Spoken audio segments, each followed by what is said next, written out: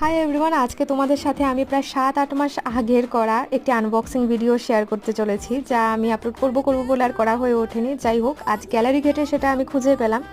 তো এটা পার্পল থেকে আনা হয়েছিল গাইজ, অ্যান্ড এটাতে প্রায় 1800 টাকার মতো জিনিস আছে। আমার টাকাগুলো কোথায় যায়? আমার টাকাগুলো তো এভাবেই খরচ হয়, সেই জন্য পুরোটা মাস আমি ভিখিরির মতো থাকি। যাই হোক, ফার্স্ট অফ অল আমি পন্ডসের জেল ময়শ্চারাইজারটা আনিয়েছি। এটা আমার অয়েলি স্কিনে সামারে খুব সুদিং লাগে, অ্যান্ড সেই জন্য আমি এটা ইউজ করতে পছন্দ করি। সেকেন্ড, আমি আলপস গুডনেসের একটি অ্যান্টি হেয়ার ফল শ্যাম্পু, একটি কন্ডিশনার এবং আরও একটি অ্যান্টি ড্যান্ড্রাফ শ্যাম্পু আনিয়েছি। আলপস গুডনেসের প্রোডাক্ট আমি এর আগে 2-3টে ইউজ করেছি এবং সেগুলো আমার অ্যাভারেজ লেগেছে। এই প্রোডাক্টগুলো কিন্তু আমার কাছে নতুন।